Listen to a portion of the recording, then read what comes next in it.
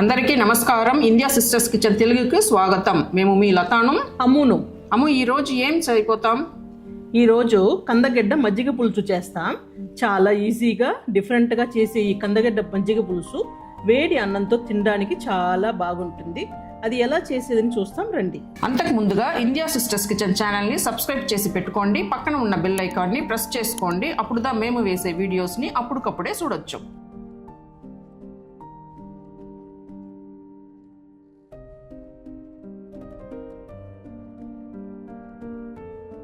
నేను కందగడ్డని తోలు తీసేసి చిన్న చిన్న పీస్గా కట్ చేసి పెట్టినాను. దీన్ని కుక్కర్లో వేసి 250 గ్రామ్ ఎత్తుకొని ఉండాను. దీన్ని కుక్కర్లో వేసి గడ్డ మునిగేంత వరకు నీళ్లు పోసి 1/2 స్పూన్ పసుపు చేర్చి 1/2 స్పూన్ ఉప్పు చేర్చి మూత మూసి ఉడకపెట్టుకుంటాము. ఇప్పుడు 2 విజిల్ వచ్చింది. ఆఫ్ చేసేసి ప్రెషర్ అనగని ఆ లోపల మసాలా సామాన్ని వేయించి పొడి చేసుకుంటాం.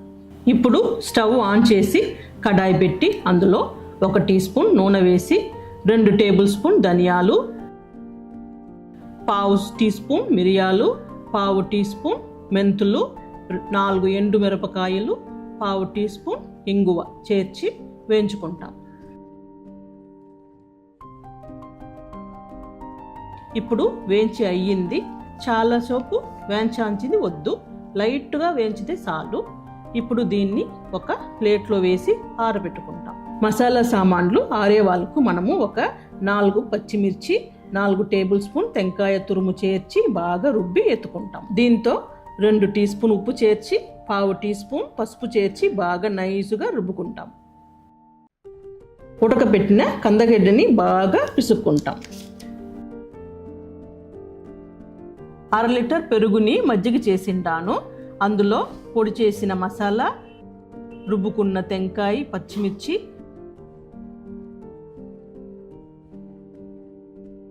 నైసుగా చేసి పెట్టిన కందగడ్డ చేర్చి బాగా కలుపుకుంటాం.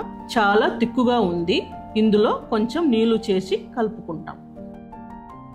ఇప్పుడు కడాయి పెట్టి 2 టేబుల్ స్పూన్ నూనె చేర్చి వేడి అయినాక 1 టీ స్పూన్ సాసులు,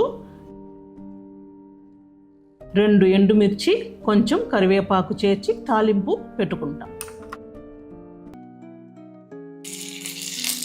ఇందులో కలిపి పెట్టిన కందగడ్డ మజ్జిగని చేర్చి బాగా కలుపుకుంటాం. ఇది తిక్కుగా ఉంది. కొంచెం ఒక 1/2 కప్పు నీళ్లు పోసి కలుపుకుంటాం.